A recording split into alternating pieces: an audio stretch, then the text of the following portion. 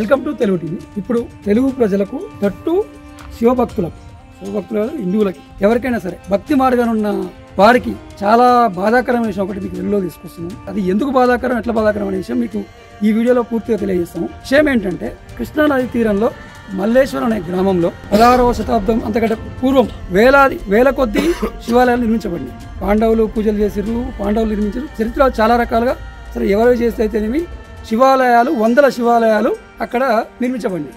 అయితే కాలక్రమేణా ఆ శివాలయాలు కూరుకుపోయాయి. ఒక సాధు పుంగవుడు ఆ యొక్క ఆలయాల్ని కాలగర్భంలో కలిసిపోయిన విషయం తెలిసి వాటిని అన్ని బయటికి రప్పించినట్టు చరిత్ర చెప్తుంది.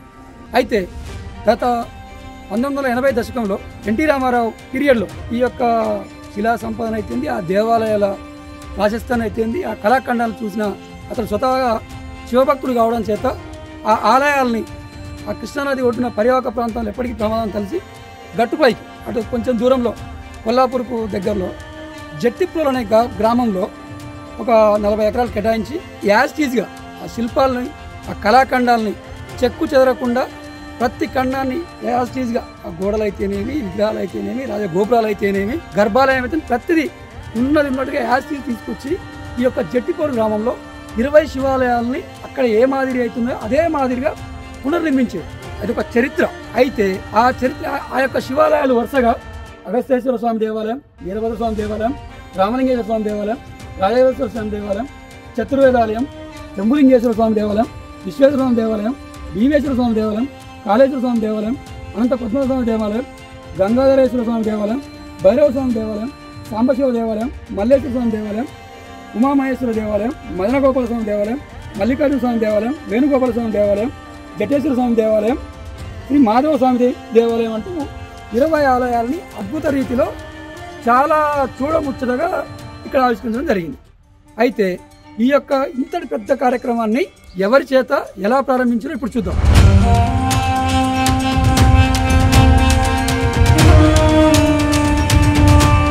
1980లో రామారావు గారి టైంలో ఎప్పుడైతే ఇక్కడ షిఫ్ట్ చేయాలనుకున్నారో ఆగమేఘాల మీద శరవేగంగా పనులు ప్రారంభించారు.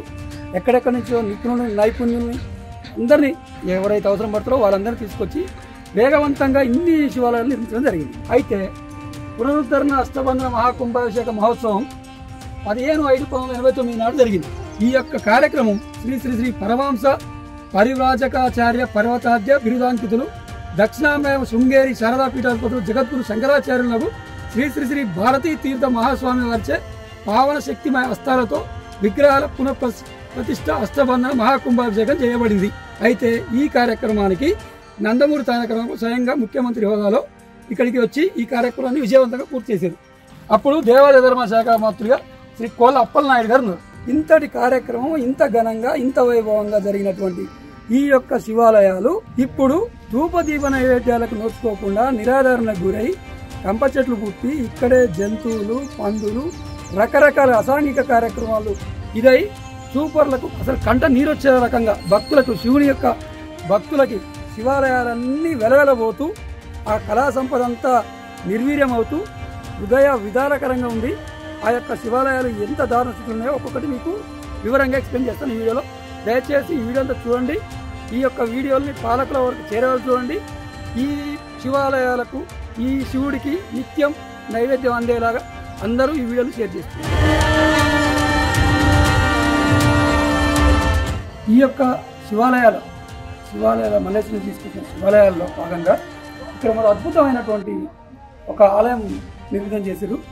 ఆ యొక్క శివాలయాలతో పాటు అత్యంత ప్రాశస్త్యం కలిగింది. అదేంటో ఒకసారి మీకు చూపించే ప్రయత్నం చేస్తాను. ఒకసారి చూడండి, మీరు ఎంత అద్భుతంగా మీరు ఫీల్ అవుతారో మీరే చెప్తారు.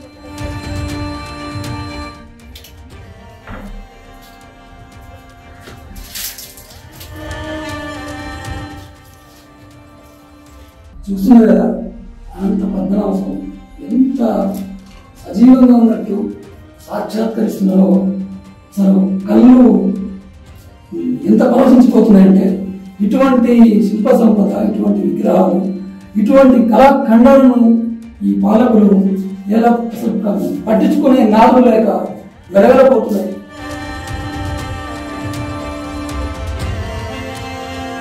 ఈ యొక్క శివాలయాల్లో భాగంగా అమ్మవారి టెంపుల్ ఇక్కడ ఉంది. అమ్మవారిని మనం దగ్గర దర్శిస్తున్నాం. సార్ చూడండి ఎంత దేదీప్యమానంగా వెలిగిపోతుందో అమ్మవారు. ఇంతటి అమ్మవారిని కూడా గ్రామస్తులైతేనేమి పాలకులైతేనేమి ఆలయాలను వదిలేసినట్టే నిరాధారణ గుర్తు చేశారు. సార్ చూడండి అసలు ఎంత బాధ అవుతుంది, ఎంత ఇదవుతుంది అమ్మవారిని అలా నిరాధారణ గుర్తు చేశారు. ఆ గ్రామస్తుల్ని అడిగి తెలుసుకుందాం అసలు ఎందుకు, ఏం జరుగుతుంది, ఏం జరిగింది, ఏం జరగబోతుంది, వాళ్ళు ఏమైనా ప్రయత్నాలు చేసిరా, అది వారి మాటలని అడిగి తెలుసుకునే ప్రయత్నం చేద్దాం. నమస్తే అండి. ఈ గ్రామాన్ని చూస్తే బాధపడాలనో ఆనందపడాలనో, మీరు అదృష్టవంతులు దురదృష్టవంతులు అర్థం కావట్లేదు. ఏ గ్రామంలో గుళ్ళు లేకుండా ధూపదీప నైవేద్యాలు లేకుండా బాధపడే వేలాది గ్రామస్తులు ఉన్నారు, గుళ్ళ కోసం తాపత్రయపడే వాళ్ళు ఉన్నారు. కానీ మీ గ్రామంలో 21 శివాలయాలు అద్భుతమైన కళా సంపత్తులు ఉన్నాయి.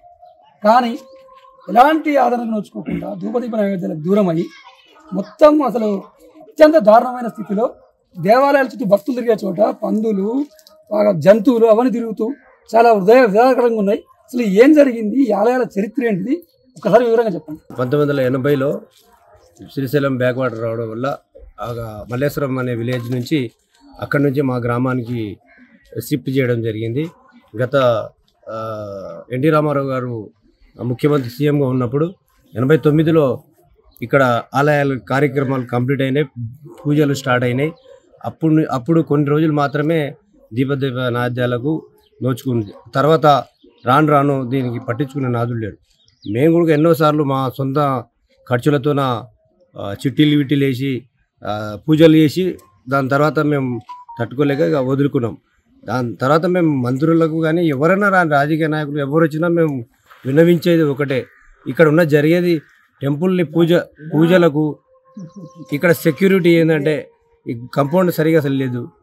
తర్వాత ఈ దీపదీప నాద్యాలు పూజారి లేడు ఇక్కడ. పూజారి అన్న ఉంటే కమ్సే కమ్ భక్తులు వచ్చి పూజ చేసుకొని దర్శనం చేసుకొని పోయే అవకాశం ఉండే, అది కూడా లేకుండా అయిపోయింది. మీ ద్వారా మేము కోరేది ఒకటే, ఇక్కడ మంత్రివర్యులు ఉన్నారు, మా లోకల్ మంత్రివర్యులు, తర్వాత ముఖ్యమంత్రి కూడా మా జిల్లాడే. మేము చెప్పుకుంటే మాకు బాధ అనిపిస్తుంది. అది ఏదైనా మేము ఎన్ని ఇంటర్వ్యూలు ఇచ్చినా ఏమి ఇచ్చినా మాకు ఇక్కడ పట్టించుకునే నాదులు లేడు. ఈ శివాలయాలను 21 గుళ్ళు ఉన్నాయి. ఈ పవిత్రమైన గుళ్ళను ఎవడు పట్టించుకోకుంటే మేము ఏం చేయలేకపోతున్నాం. మేము ఆ పరిస్థితిలో ఉన్నాం. విన్నవించేది ఒకటే, మాకు ఈ దీపదీప నాయదానికి ఒక పూజారిని ఏర్పాటు చేసి ఇక్కడ ఉన్న కంచెను ఏర్పాటు చేసి ఇక్కడ లోపలికి పందులు కానీ అవి ఇవి రాకుండా పెడితే మంచిగా ఉంటుంది. మా పర్యాటక శాఖ, మా మంత్రివర్యులు ఉన్న పర్యాటక శాఖ ఆయనదే.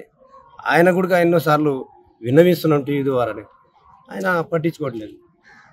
మీ ద్వారా మేము ఆ మంత్రి వారికి కానీ ముఖ్యమంత్రి గారికి కానీ విన్నవిస్తున్నాం. ఈ దేవాలయానికి గవర్నమెంట్ తరఫున భూమి ఇచ్చింది కానీ గవర్నమెంట్ ఎండోమెంటల్ హ్యాండ్ ఓవర్లో ఇంతవరకు అయితే చేయలేదు. ఇప్పుడు ఈ దేవాలయంగా మదన గోపాల స్వామి దేవాలయాన్ని కూడా అదే పరిస్థితిలో ఉంది. భూమి ఎండోమెంట్కి గవర్నమెంట్ ఇచ్చిందే కానీ ఎండోమెంట్ హ్యాండ్ ఓవర్లో అయితే లేదు. ఇంతవరకు అది ఎవరి భూమి అనేది కూడా ఎవరికి అర్థం కాకుండా ఉంది. ఈ దేవుడికి నైవేద్యం పెట్టకుండా రోజు ఉపవాసం పెడితే మన ఊరికే అనిష్టం. అందువల్ల ఈ ఊరి మండలం కావాల్సినటువంటి మండలం కాకుండా పోయింది. ఇటువంటి అరిష్టాలు జరుగుతాయి. కాబట్టి ఇప్పుడున్న పాలకులైనా పట్టించుకొని, మన జిల్లా నుండి మన ముఖ్యమంత్రి ఉన్నాడు, మన కృష్ణారావు ఉన్నాడు, జూపల్లి కృష్ణారావు ఉన్నాడు. కాబట్టి దేవునికి ఇది ఎవరి సొంతం కాదు, ఎవరి ఇది కాదు, వాళ్ళ కూడా మేలు జరుగుతుంది. కాబట్టి దేవునికి దయించి వాళ్ళు ఈ పూజలు పునస్కారాలు జరిగేటట్లు చేస్తారని ఆశిస్తాం. మాది రాజుల నుంచి ఉంది దేవలమ్మ మదన గోపాల స్వామి అని. ఇది మల్లేశ్వరం గుళ్ళు మొన్న 83 నుంచి శంకుస్థాపన చేసినారు. శంకుస్థాపన చేసినందుకు ఇవి ఇంతవరకు ధూప నైవేద్యం లేదు. కాబట్టి ఇప్పుడు మన మంత్రివర్యులు, మన రేవంత్ రెడ్డి గారు, ముఖ్యమంత్రి వాళ్ళు పట్టించుకొని అన్ని పూజలు పురస్కారాలు చేయాలని అందరికి దండం పెట్టి అందరికి నమస్కారాలు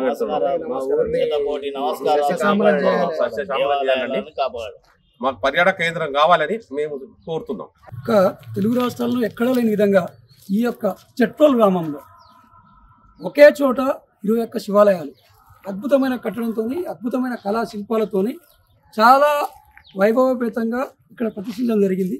జరిగిన కొద్ది రోజులు అంగరంగ వైభవంగా పూజలు అందుకున్నాయి. ఆ తర్వాత క్రమంలో ఏం జరిగిందో ఏమైందో ఏం తెలియదు. ఆ యొక్క ధూపదీప నైవేద్యాలకు దూరమైంది. పట్టించుకున్న నాదుడు కరువైండు. ఊరు కలకల్లాడాల్సిన ఊరు వెలవలబోయింది. ఎప్పుడైతే ఈ శివాలయాలకు ధూపదీప నైవేద్యాలు, స్వామివారికి అన్నప్రసాదాలు ఎప్పుడైతే కరువయ్యాయో ఊరికి కరువు సంభవించిందని గ్రామస్తులు బాధపడుతున్నారు. అయితే ఈ గ్రామానికి పునర్వైభవం రావాలన్నా, గ్రామం సస్యశ్యామలం కావాలన్నా, గ్రామస్తులంతా ఐక్యతతో ఉండాలన్నా, అందరూ సుఖ సంతోషంతో ఉండాలన్నా ఈ యొక్క శివాలయాలకు పునర్వైభవం వచ్చి నిత్య పూజలు అందుకొని అందరూ సంతోషంగా ఉండాలి. అందుకు ప్రస్తుతం ఉన్నటువంటి ముఖ్యమంత్రి ఇదే జిల్లాకు చెందిన ఉన్నాడు. తర్వాత మంత్రివర్యులు కూడా ఈ కాన్స్టిట్యున్సీకి చెందిన మంత్రివర్యులు జూపల్లి కృష్ణారావు గారు పర్యాటక మంత్రిగా ఉన్నారు.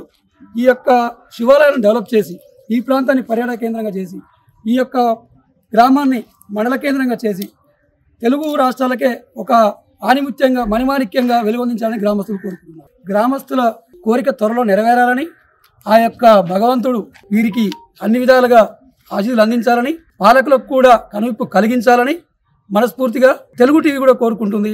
ఓటు జట్టి ప్రో.